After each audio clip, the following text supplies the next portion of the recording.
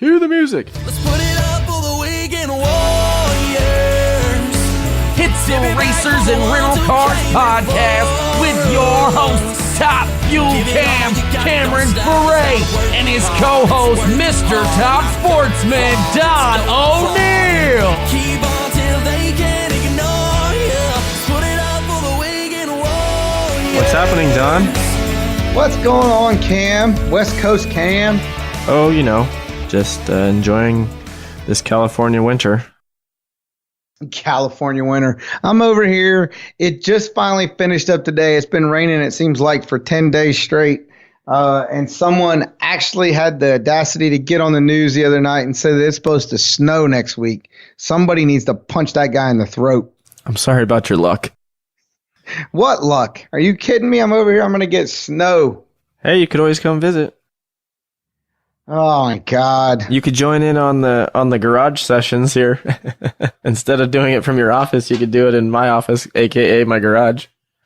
We wouldn't have to worry about good old-fashioned Skype helping us out for our whole Voice America program. We could just do it right there, right? That's right. I probably have a cold beer in there for you, too.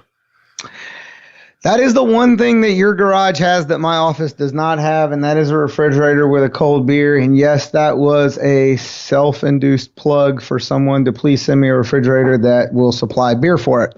Yeah, well, yeah, if somebody wants to do that for my garage, because technically I have to walk out of the garage door into the kitchen to get the beer, but it's only like 8 steps. But if anybody wants to help us out on some fridges so I don't have to take those 8 steps, I'm a full supporter in that. Absolutely, because we're all about product placement and the branding that goes along with our Racers and Rental Cars radio podcast. Heck yeah, so if Kenmore is out there listening, you guys have some fridges laying around, let us know. Right, if or the Maytag man. If the college universities are clearing out dorm rooms and they've got some dorm fridges to get rid of, I'll take one. And then anyone that is either in the craft beer industry or, Coors Light, by all means, please drop on by Evansville, Indiana, and we will hook you up. That's right. Now we're talking. What are we going to talk about this week on this podcast that they're still letting us do? Shocker.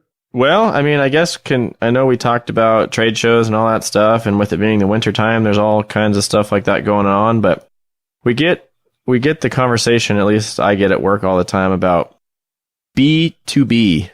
And what is B2B, aka business to business? And why is that important in any form of motorsports and or marketing in general? You mean to be or not to be, right? Yeah. Exactly. That's the way So I plan on being. I am a B guy. For sure. Yes, that is something. Hey, I was a C guy in school, so I'm striving to still be a B guy. I've never been a guy. Well, I am an A guy, but I never had the A guy type of education. So, the only A guy I am is when my wife says, "Hey, come over here, eh?" That is exactly right. That is for sure the only way to go about doing that. Other than that, I was a C's get degrees type of guy, and then maybe I'll be one of those guys. I tell my teenage daughters all the time, when you go into the offices of doctors and medical professionals, they do not have their GPA or class standing in the lower left-hand corner of their degrees. Preach. The guy that got a C on his med exam was still called doctor. Heard that. B2B. It is. It's that time of year because you hit 2 things right on there. We talked about trade shows, and it is the off season. And the funny thing about it is that I don't know why I shouldn't say racers, individuals that have more to do in streamlined racing teams, the guys that grind away Monday through Friday at a regular job and then they're racing on the weekends, versus the guys that are actually part of full-fledged professional teams, typically have people on their staff that are B2B guys or business development individuals. And then you have guys like us that are down here and we're grinding it away, but yet we still have the expertise in the background to understand that B2B aspect That is not just an off season, winter time. We're no longer holding onto a steering wheel time frame. You have to be able to understand where a business, their customers are going, or where they're trying to get their customers from, what their business strategy is. And that's an ongoing process. And it's not just the off season or the trade shows or PRIs or any kind of motorsports industry or any industry segment group for that matter. Business to business is a year-round process. And most people, you tell them that and they go, well, yeah, okay, business is done all year round. But the business to business side of it, it's not typically a 1 year process. It could take you up to 3 years to get a business deal done. That's B2B that may involve, whether it's motorsports or any segment group for that matter. Right. I guess let's start from the beginning. A lot of people might not know what we're talking business to business, but okay, what are we trying to accomplish here? What is business to business? First of all, business to business is, let's say, for example, I work for RacePack. Don works for dragstersforsale.com. If I'm a product that I want to get in with Don, like I want Don to sell RacePack or whatever, how's he going to entice me to want to have him carry my line or whatever? Or he knows somebody that can double my sales, or he needs to be the middleman when it comes to making this deal together. It's being the guy or the person or the outlet or the car or the hospitality suite within the race or whatever, morphing all of these things together that in turn you as the racer or the driver would get essentially a percentage or something out of the deal in order for you to race your car. And everybody at the end of the day is very happy. So, RacePack would be selling products. dragsearchersale.com is selling the RacePack products, which is they're making their money. You're getting a kickback. Let's just, for easy numbers, 2%, right? Which maybe doesn't sound like a lot, but if Don at Drag Search for Sale is selling, I'm just throwing numbers out here, selling millions of dollars worth of race packs, which would be great, by the way. Get on it. No, I'm just kidding. But if I was getting 2% of $2 million, that's a decent chunk of change. Oh, for sure. And so I guess also to go along with that, like you said, we're backing up to the basics of it. What are we talking about? We talked about marketing and motorsports, right? Why do people get involved? Why are there sponsorship deals and so forth? And it's to create sales. So when we bring in a business to business approach or business to business marketing, you're looking at it from the standpoint that you're cutting out the sponsorship level at the first tier of being an objective. The sponsorship aspect drops down to the bottom of the sheet because you're instantly creating the sales. Let's say that I've got company X, just like you said, and I sell industrial products. I actually sell a product. Let's say it's a raw material. I sell a raw material to manufacturing companies. Well, I take that raw material, I go into the manufacturing company, I save company Y a percentage. In turn, company X gives that back towards the motorsports side because it's already a generated sale. They're writing a check. You use that number, $2 million. Let's do something really easy. Let's just say it's $250,000. 2% of that's $5,000. Now, $5,000 doesn't sound like a lot, but at $250,000, you just created a loyalty process and you just continue that on. And all you're doing is... Yeah, but that's only for one. So do that for a few and you have a lot of 5,000s.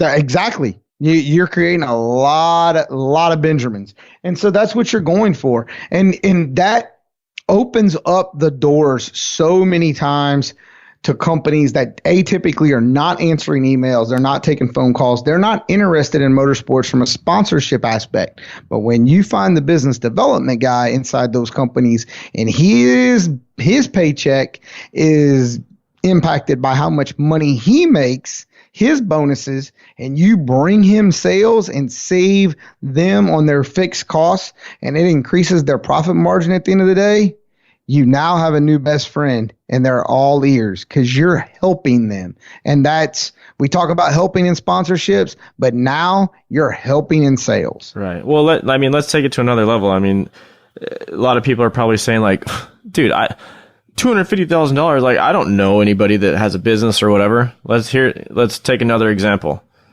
Do you know anybody in the trucking company? A lot of people are sponsored by oil companies, right?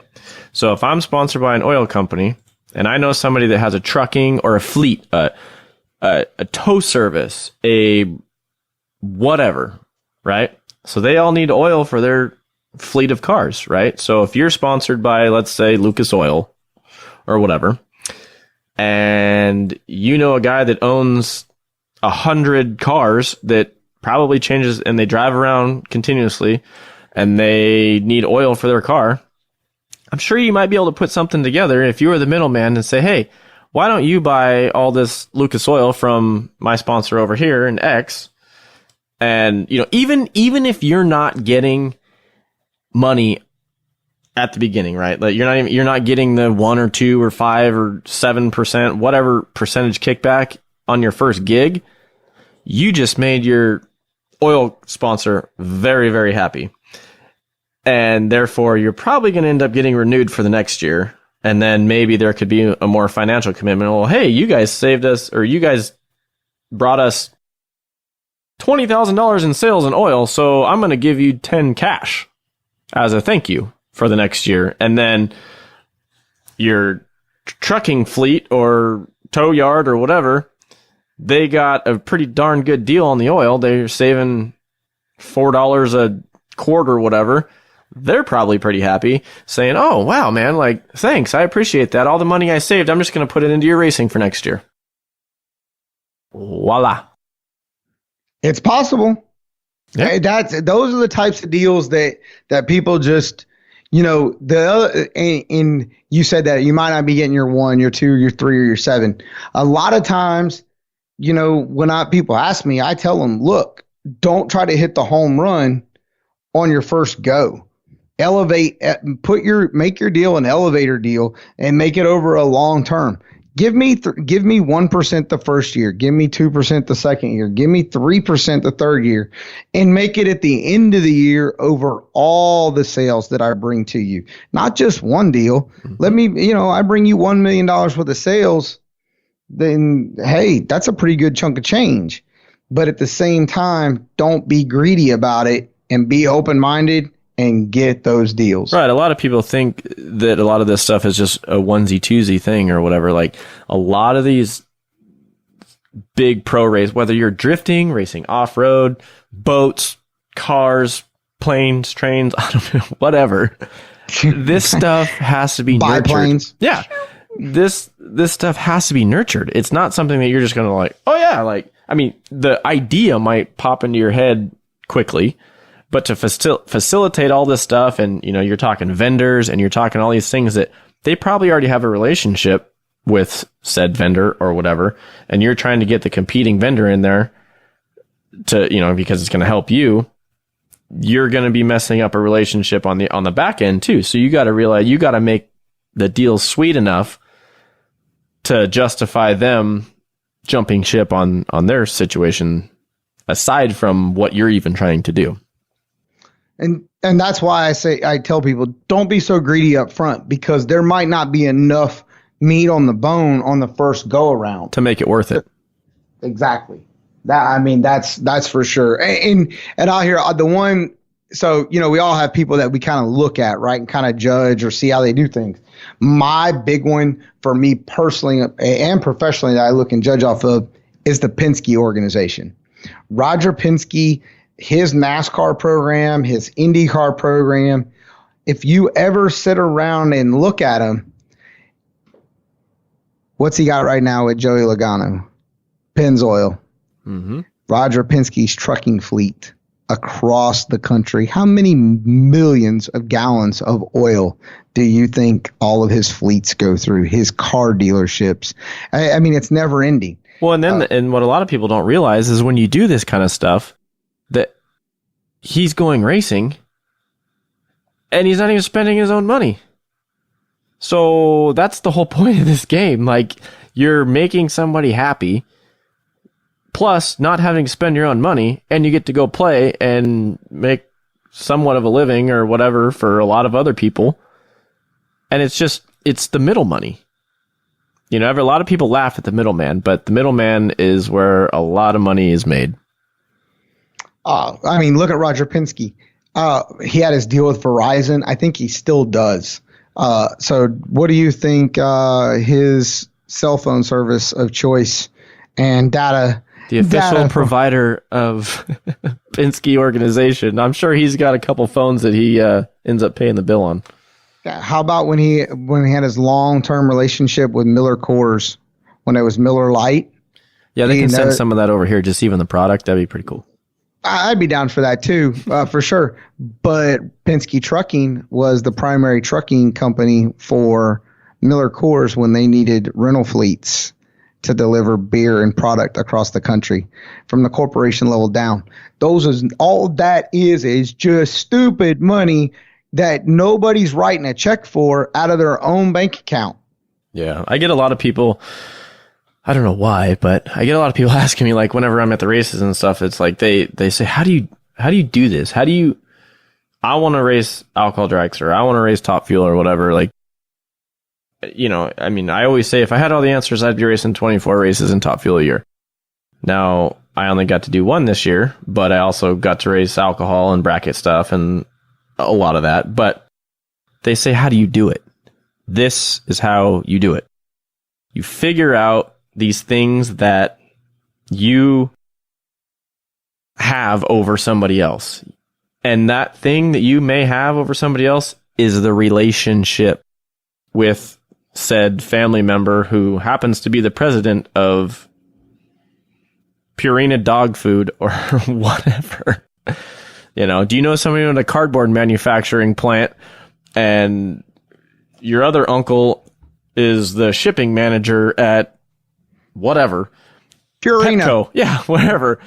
And they go through a hell of a lot of boxes. Well, hey, why don't you buy your boxes from my other uncle? And they, again, you know, even on small levels. I have one of my best friends owns a very large graphics company, you know, vehicle wraps, stickers, does a lot of motorsport stuff. I get him a lot of work when it comes to industry stuff, even if it's not printing on race cars or wrap or whatever, but promotional materials when it comes to, hey, maybe Race Pack needs a sticker, or Dragsters for Sale needs a sticker, or a lot of stickers, or, oh, I want to make t-shirts for my race team or my company. We're having a company picnic and I have 5,000 employees and I want them to have an employee shirt day. Do you know anybody, instead of going to the mall and saying, hey, I need to have 5,000 shirts made, and pay you out probably want to give that cash to somebody you know. For sure. And it is. And it's all about the little things in life, and it's important in motorsports. It just in here, so we can talk about something that they can go out and research now, right? So if you're in the NASCAR world and you run in that world, you know that Lowe's, right, dropped Jimmy Johnson after their, you know, long-term relationship, right? And so everybody's like, well, what in the world? Why is Lowe's dropping Jimmy? Lowe's went into a streamline process and they are shutting stores down across the country. Well, what did good old Hendrick Motorsports do, who is a huge General Motors company? They went and got Ally Financial, who is owned by GMAC. Ooh, I wonder what the primary finance company will be if you go into a Hendrick Motorsports dealership or anything that Mr. Hendrick owns across the country. Do you think it may be Ally Financial? Maybe. Possibly. I bet it's in the top 3. Or it might be the preferred. The preferred method. How many times have you heard the preferred method of payment for the NHRA? The preferred method of whatever for the Formula Drift Series, or Monster sponsor. Energy. Yeah, Monster Energy Supercross prefers to use, I don't know what, K&N. K&N. Yeah. John Deere. It's all business, and we're out here playing, and that's what this is the entertainment world. That's what we're doing, is we're out here competing, and it's entertainment. And I know a lot of people don't think sportsmen people are entertaining or whatever, but we kind of are at some of the higher levels. But still, at the same time, it's still business. Have your relationship, shake hands, kiss babies, do research on the internet, find out what's going on, understand that there is the behind the scenes that makes the four wheels go down the racetrack. Yep. And if it's something that you've thought of that may not work for, let's say, your super comp car or your Saturday night dirt tracker, but you have goals and aspirations to go higher and further than your Saturday night racing, and you think, this might not work for the level that I'm doing, but I'm thinking bigger. Jot that sucker down. Jot that idea down, because you never know. Somebody could just walk up to you at an event a week before the event that happened to me and said, hey, can you drive this car for me? I need X amount of dollars and I need it within 3 days. Then you go back to your little black book and go, shit, what can I do here? That's really what you do. You say shit. Yeah. And then you go into business mode. Right then and there. Yeah. The other thing, and so it's funny that you say that, Cam, about you have aspirations to go higher than maybe your Saturday night, and you have an idea, right? So there's a little group out there of people that put people together and then pay what they call finder's fees. Basically like a commission check, right? Backdoor, back end financing, if you will. That used to be huge, like in the body industry back in the day. Like if you were bringing in like a rental car contract or something, like all of a sudden there'd be like, oh, so-and-so just got themselves a new set of jet skis. Where'd those come from? I don't know. They just got dropped off. There you exactly. Go. Finder's fee. Yes, absolutely. And we're happy to do it because there are people out there that have contacts and relationships with people, and it's like no big deal, but they can't capitalize on it. So they take it to somebody who can, and people are more than glad to reward them for that relationship. And some of them are long term, 3 or 4 years that someone's getting a commission check at the end of the year based on the sponsorship opportunities. Yeah. Or business to business. You ever heard that saying, I got a guy?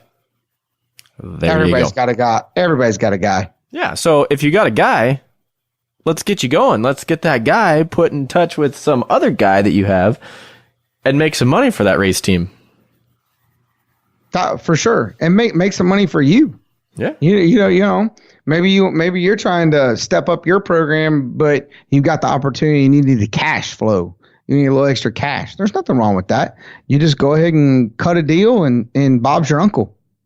Dude, trust me, I could always use extra cash. I could always use a few uncles too. Yeah. Yeah. For sure. No, it is, and man, maybe we should have talked about the B2B side earlier in the year as people are approaching the trade show situation. Can't give away all of our secrets. Well, that's that military thing in me. I'm only trying to train the people to take the spot when I fall down. There you go. They got to step up. You haven't fallen down yet, though, have you? Man, I've stumbled a few times. We've all stumbled.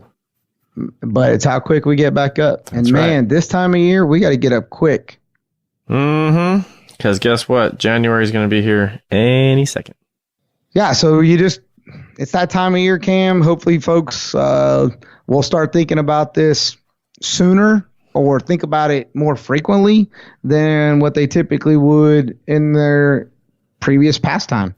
Well, yeah. I mean, yeah, it's hard. I guess the holidays are probably not the time to be dealing with this, considering the fact that most corporate companies, shut down here in a couple weeks for, Christmas and all that. And, but do your homework, get ready for next year. There's a lot of things that we can do on the back end that people don't realize. Like when you're at home watching American Idol or The Voice or whatever you guys watch at night, listening to racers and rental cars in your car, hopefully, You can just start thinking of, like, I do my best thinking, honestly, when I'm driving, like on the freeway, because that's literally the only time that I most of the time can be by myself and run the 5,000 things going through my head somewhat clearly. So, but yeah, and then I jot down mental notes and write them in my little book and go from there on a different occasion. Oh yeah, no, you have to. You got to always have your wheels spinning. Do research every chance you get about a company or an idea. You just do the research, find out if it's going to be worthwhile, and move forward. There's so many different opportunities out there. There was this old school song, and it said, I don't even remember who it was, but it's like back when I was in high school. This theory was the lyric was, "When the wheels stop spinning, the chrome keeps spinning." Just think about that for a second. I don't know about all that. That sounds like some West Coast nonsense. Just saying. Yeah, but what I'm saying is, like, nothing ever stops, right? If the chrome keeps spinning, you're still thinking, right? Yeah, there is nothing that ever stops. Oh man, you were into spinners. I know you had those spinner hubcaps on. Your trailer. Oh yeah. I was the farm boy that had spinners. Not. Hey, you never thought that I would reference some hip hop song from the 90s in a podcast episode, but I managed to do it. Yeah, you squeezed that in for sure. Yeah. Absolutely. I'm sure there's some country lyric that references something of that nature, but maybe on like a John Deere or something, which I'm okay with too. I'd have to go. I don't know that I've ever listened to anything in a country music song and thought that it referenced anything in my business mindset. See, you're thinking about this all wrong. You're supposed to never stop thinking about your business. I'm always thinking about my business, but typically when I'm listening to country music, I'm drinking beer, thinking about how I can get a beer company to be involved in racers and rental cars. Just saying, shameless plug. Well, hopefully Voice America will take this and they will find out whatever the spinner stops and the chrome, and maybe they decide to use it in a promo, which would probably send us to the bottom 10% of their podcast selection. Hey man, whatever worked, There's still people listening down there too. I don't know if we may. I'm stammering here because I still can't believe that no one has canned this program yet. Just saying. Hey man, we have voices for radio. We may not have looks for movies. That was in my previous life. I gave that up. I know I got a face for racing. They put a helmet on it. Absolutely. And a head sock just in case. But anyway, thank you guys again for listening to our latest episode of Racers and Rental Cars. We couldn't do this without Voice America and RacePack and dragstersforsale.com.